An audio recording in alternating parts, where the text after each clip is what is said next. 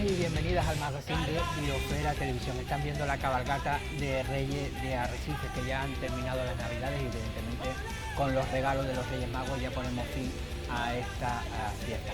Después, cuando terminaremos el programa con un pequeño reportaje que hemos ido a la cabalgata de Arrecife, también veremos ahora un poquito también la de Yaiza y Playa Blanca. Pero vamos a empezar esta semana especial después de Reyes hablando de matemáticas. La gente dirá, uy, qué pesado, vamos a apagar la tele, nos vamos a cambiar de canal. No se vaya, no es pesado, porque además nos vamos a dar cuenta que las matemáticas no solo es una raíz cuadrada, un algoritmo, la típica tabla de multiplicar, es muchísimo más, y para eso tenemos con nosotros a Luis Fajardo. Bienvenido, Luis.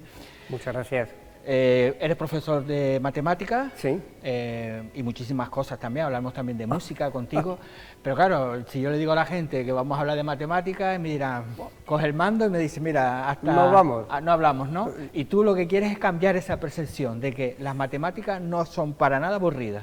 Efectivamente, las matemáticas no es más que una parte de nuestra vida, las encontramos en cualquier sitio, desde el momento en que a un alumno tú le dices, la tercera parte de tu vida has estado durmiendo. ¿Cuántos años tienes? Y a lo mejor te dice, pues, 15. Buah, pues has estado 5 años de tu vida durmiendo. ¿Cómo? Sí, la tercera parte de 15 es 5. Luego te has pasado 5 años de tu vida durmiendo. ¿Cómo va a ser?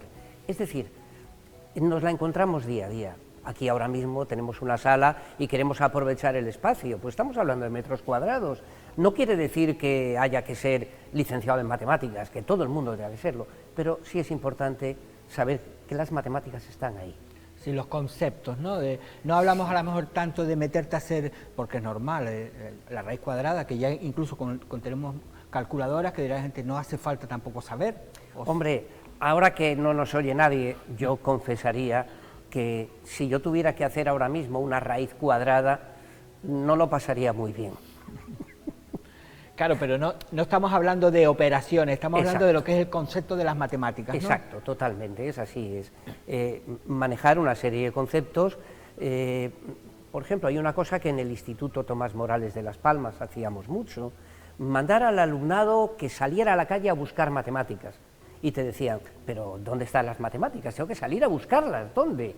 Y tú le decías, vete a Vegueta. ¿Dónde?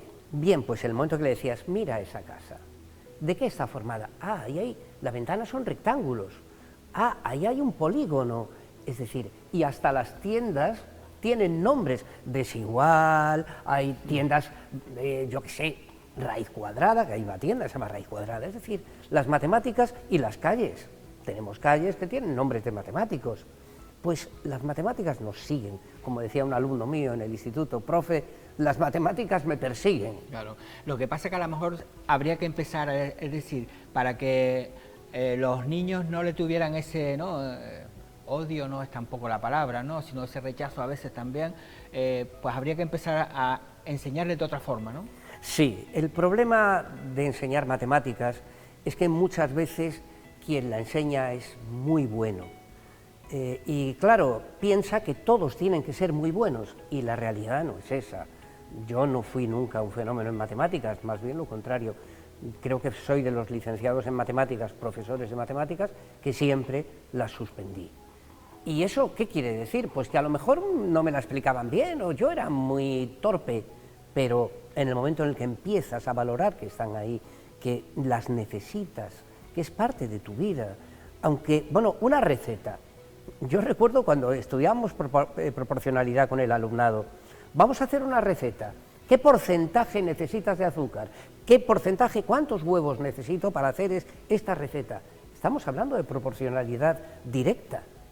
Y cuando lo ven, que es una aplicación directa en las matemáticas, hay algunos que te dicen, jo, hasta las matemáticas están en la comida, es parte de la vida. Sí, que a veces nosotros pensamos que nuestras madres, ¿no? Es decir, nunca estudiaron matemáticas, pero una receta te la clava, ¿no? Exacto. Y me acuerdo que con las recetas decían, ¿cómo valoro una pizca de?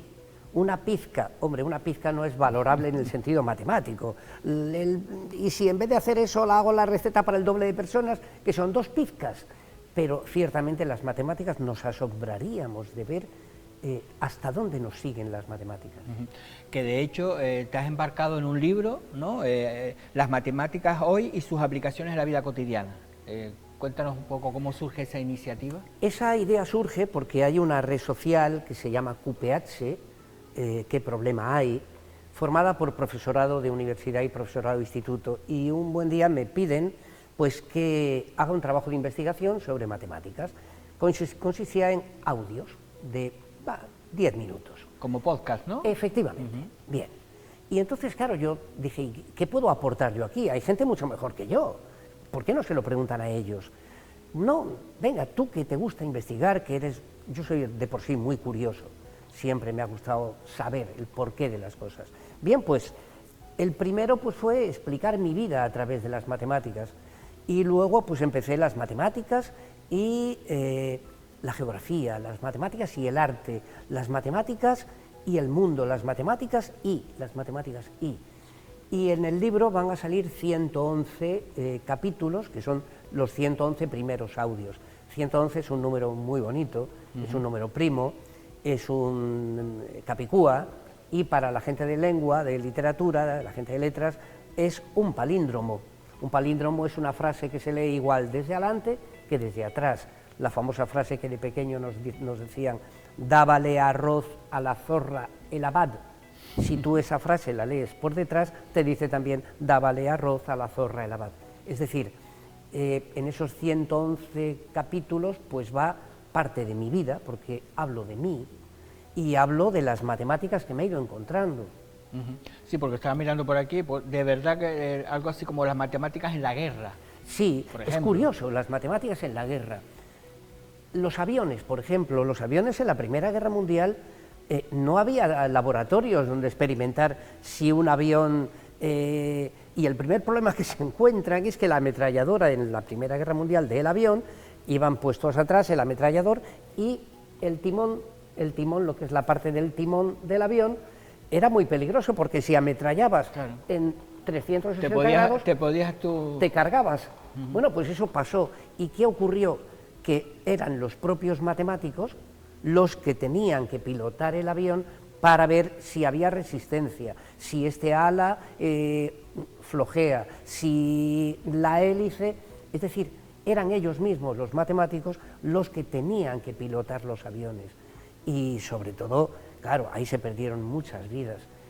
Los alemanes eran muy hábiles porque tenían un gran equipo de matemáticos trabajando en su armamento.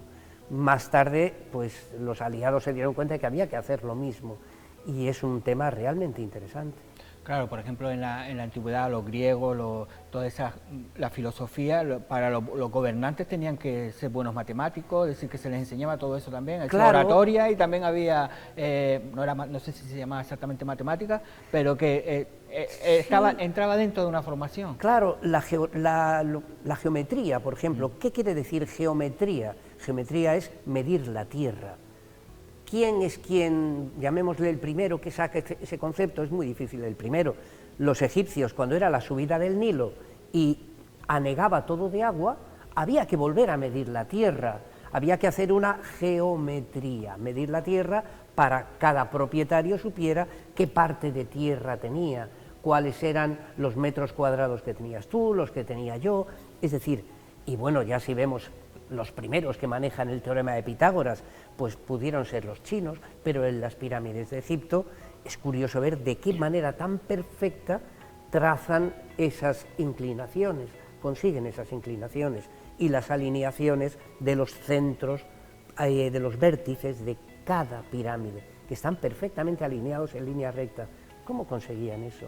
Es muy difícil. La aplicación del teorema de Pitágoras, ellos ya la hacían. A lo mejor no le llamaban teorema de Pitágoras, pero sabían que existía. Los egipcios eran capaces de una plomada, lo que es una cuerda, soltar la piedra para verla perpendicular al suelo. ¡Qué curioso! O sea, ya trabajaban con perpendicularidades. Eso cuando se lo enseñas al alumnado, pues te ponen los ojos así y dicen, pero ya los egipcios para hacer las pirámides tenían que estudiar matemáticas. No, no es que tenían que estudiarlas, era una necesidad. aplicar las matemáticas. Efectivamente. Claro, y no sé si en esto está el de las matemáticas y el amor, no sé si... Sí, ¿También? Sí. Claro. Las matemáticas y las relaciones de pareja. Es realmente curioso ver hasta qué punto los matemáticos serios, porque trabajan en temas como las matemáticas y los vampiros, que dices, pero hombre, hay que ser serio. No, la realidad es las matemáticas y el amor. Hay una matemático, periodista, que dirigía un programa de televisión en Suecia, que escribió sobre el tema y decía, ¿qué probabilidad tengo de encontrar la pareja que encaja conmigo? Y empezó a descartar los que están casados, es decir, y al final se encontró con que había en Londres 30 personas que podían encajar con lo que era su punto de vista. Ahora, en el amor hay una cosa que no se puede cuantificar, la sensibilidad. Bueno, entonces, en las matemáticas y el amor es uno de los puntos donde vemos que no hay una aplicabilidad de las matemáticas. Claro, de hecho están las aplicaciones estas hoy día que te lo hacen también por probabilidad, te van seleccionando en base a tu preferencia y demás. Exacto. Pero no es matemático. No es matemático, no es. Por ejemplo, hoy tenemos un grandísimo problema y muy serio y que a mí me aterra, la inteligencia artificial. Los últimos certámenes, concursos literarios en China y en Corea del Sur los están ganando inteligencias artificiales. Es curioso. Libros de poemas, libros en prosa, que claro, se presentan a un certamen, a lo mejor 200 libros, son todos con seudónimos. Y cuando ven quién ha ganado el concurso, resulta que ese número corresponde a una inteligencia artificial. Es tremendo. O sea, a mí me aterra el tema de la inteligencia artificial, lo digo como matemático, a mí me aterra pensar hasta dónde puede llegar. Claro, igual que lo de los algoritmos, ¿no? Es decir, si tú en una red social, hablamos por ejemplo de la de X, que tú premias los mensajes de odio, la máquina te va a premiar ese tipo de mensajes que va saliendo, claro. Luchar contra eso... lo estamos viendo con los móviles. Tiene que ser el ser humano, no podemos, ¿no? Claro, ¿quién enseña a la máquina? Me decía un compañero mío que es muy experto en estas cosas de inteligencia artificial. Claro, a la máquina hay que dotarla para que escriba un libro, hay que darle esa información. Bien, pero esa información se la dan a todas las máquinas, la misma. ¿Por qué una máquina es capaz de publicar un libro que tú le dices, quiero un libro de 100 páginas? Vale, ¿que hable de qué? De tal tema. Y te hace un libro que supera lo que el mejor escritor pueda hacer. ¿Hasta dónde puede llegar? Eso es lo que a mí me aterra de la inteligencia artificial. No tiene un límite. No sabemos hasta qué punto puede llegar. Ahora, una cosa curiosa, una inteligencia artificial, una máquina, puede aprobar la carrera de medicina, puede diagnosticar un glaucoma en un ojo, las enfermedades que hay en un ojo, pero no puede aprobar, no puede hacer bien los problemas de la Olimpiada de Matemáticas. Curioso, ¿por qué? Porque un problema de matemáticas muchas veces es razonar, resolverlo, no sé si tú lo llegaste a estudiar o te acuerdas, demostrar que esto es un número racional, o sea, una fracción. Supongamos que no lo es decir, por reducción al absurdo. Ese razonamiento, una inteligencia artificial, no está preparado para... Es que muchas, también ahora mismo lo de la educación está hablando de decir al alumnado, te dejamos puedes utilizar todos los libros que quieras, pero el trabajo es el razonamiento, es decir, ¿cómo ha llegado ahí? ¿No? Es complicado. Yo recuerdo que una asignatura mía de primero de carrera en la universidad, en la Facultad de Matemáticas, te dejaban todos los libros que tú quisieras, iba gente, se llevaba... pero no eras capaz de resolverlo. Bueno, pues yo creo que a la inteligencia artificial le pasa lo mismo. ¿Cómo es posible que pueda aprobar la carrera de medicina? ¿Por qué? Porque es estudiar unas materias. Me sé este libro. Anatomía patológica, me lo conozco perfectamente. Los huesos me los conozco. Pero no soy capaz de resolver un problema de matemáticas en el que tengo que reducir al absurdo, por ejemplo, en el que tengo que razonar. Eso la inteligencia artificial no lo ha conseguido. Lo que pasa es que me imagino que esto ya es el trabajo de los seres humanos, de poner límites, ¿no?, a todo. Es como, por ejemplo, tú puedes aprobar en matemáticas para la guerra, puedes crear la mejor arma, ¿no?, la bomba atómica con fórmulas. Claro, después entra el ser humano para decir, oye, pero no lo vamos a aplicar, ¿no? Lo que ocurre que en el tema de las armas es muy curioso. Ante un arma siempre se fabrica una anti esa arma. El sonar para detectar las cargas de profundidad salen como... ¿Cómo voy a combatir esto? Pues necesito un arma contra esa arma concreta. Y ahí están las matemáticas. Las matemáticas están en lo bueno, en lo malo, en lo menos bueno, en lo menos malo. Están en todos los sitios. Este libro que está ahí puede ser un arma arrojadiza. Yo te pego con él en la cabeza y es un arma y te puedo a lo mejor matar. Y es un libro con letras. Todo depende de qué utilidad le queramos dar, le podamos dar. Y ahí el ser humano pues juega mucho. Bueno, esto es las matemáticas, pero después tienes otra pasión, que es la música.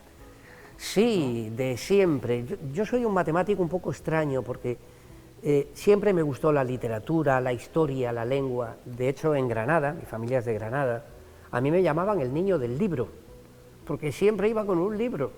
Me encantaba la poesía, me encantaba la literatura.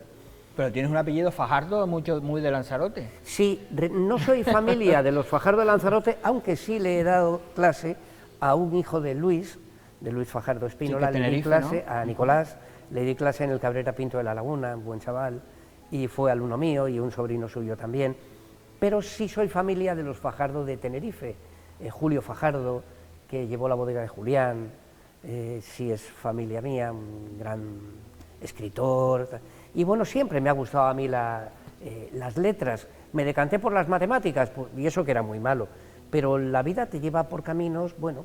Es decir, que eso es una esperanza para todos aquellos que dicen que las matemáticas nunca le van a entrar. Bueno, ¿no? Fíjate, yo le decía a mis alumnos, señores, si yo he hecho la carrera de matemáticas, la puede hacer cualquiera. Que recuerdo que un padre me decía, creo que no es pedagógico que usted le diga a nuestros hijos que usted era muy malo en matemáticas. Digo, perdone, yo creo que es lo contrario. Cualquiera puede hacerlo. Es decir, cualquiera puede aprobar lo que quiera, si se lo propone. Claro. Ahora, eso de decir, no, yo no sirvo para... A mí las matemáticas nunca se me han dado bien. ¿no? Bien, pues llegará un momento en el que las aprendan y eso es, creo, lo importante, la pasión por las cosas. Bueno, y en la vida es eso. hablamos de música, que también, ¿no? Esa afición por la música, de ponerle música a poemas, ¿no? Sí, eso, el primer poema al que yo le puse música fue un poema de Lope de Vega, yo creo que tenía 6 años o 7. Yo no sé música, Toco la guitarra, compongo, pero no sé música. ¿Cómo compongo? Pues con flechas, subo, bajo, y son flechitas, y tengo ya musicados unos 105 poemas de poetas canarios, en su mayoría. Me pidieron que musicara a José Hierro, el poeta madrileño, muy vinculado a Canarias, sobre todo a Lanzarote, muy vinculado. Musiqué 4 poemas suyos, de hecho se presentaron en las bodegas El Grifo hace 2 años. Y sí, ellos hicieron un libro, un vino también. Un vino, por el exacto, pues en ese acto toqué los 4 poemas que yo había musicado de José Hierro, y la verdad es que la poesía es una maravilla, y en Canarias hay grandísimos poetas, muy buenos, muy buenos. Que también tiene que ver las matemáticas y la música, está claro. Efectivamente, uno de los capítulos del libro es las matemáticas y la música, y hace poco di una charla en el Museo del Timple en Teguise, sobre, que es otro de los audios, otro de los capítulos, las matemáticas en la fabricación de los instrumentos de cuerda, y hablaba del trabajo que hacía el extraordinario luthier que tenéis aquí en Lanzarote, Paco Dorta, de Taiche, que es sí, casi un instrumentos fenómeno, antiguos, ¿no? Es un fenómeno, es una cosa... es muy bueno. Entonces, claro, me invitó Luz Mari, su mujer, a dar una charla, y es importante. Claro, la gente decía, pues yo no sabía que las matemáticas eran tan importantes en la música. Es que es parte de la vida las matemáticas. Así que cuando digan que no saben matemáticas, es mentira. Todos sabemos algo de matemáticas. Efectivamente. Todos saben, en cualquier trabajo, ¿no? Si tú eres albañil, sabes matemáticas, pero muchísimo. Totalmente, tienes que aplicar una perpendicular. Ese es un maestro en matemáticas total. Efectivamente. Sí, ¿no? Que hay trabajos que la gente dice, no, es que yo nunca he estudiado, yo solo soy albañil. Pues es que usted sabe muchas matemáticas, ¿no? Claro, y un carpintero necesita una escuadra, ya tienes una perpendicular, necesitas esa diagonal, esa hipotenusa del triángulo, hay gente que cuando le hablas de eso te dice, deja las matemáticas, pero sí, es que las tenemos delante, delante. Bueno, pues el libro... El libro es de la editorial Mercurio y Jorge Liria, que es el editor, pues quiere sacarlo ya pronto. El prólogo es de Luis Balbuena Castellano, catedrático de matemáticas. ¿No? Consejero de educación. Fue consejero de educación en la primera legislatura. Y Liria también ha publicado libros. Sí, Jorge Liria es un gran escritor también. Yo no sé si él fue periodista o es periodista. Sí, fue periodista, fue periodista y es un gran editor. Y bueno, el libro no pretende nada más que ser, yo no me voy a llevar un duro del libro. Cuando esté el libro ya vienes por aquí para tenerlo. Sí, habrá que venir, ¿no? porque bueno, es una cosa, pienso yo que es interesante saber hasta dónde nos llegan las matemáticas.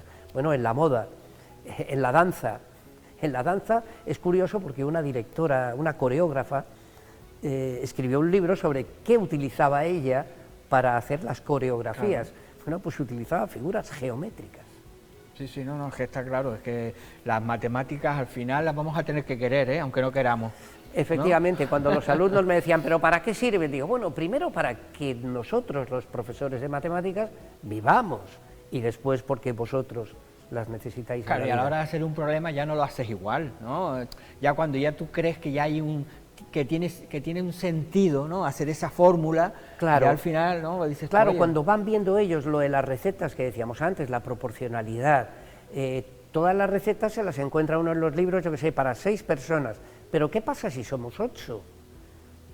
¿Qué tengo que hacer? Pues estudiar proporcionalidad directa. Si aquí son 200 gramos de harina, ¿cuánto tiene que ser? Pues una regla de 3, querido.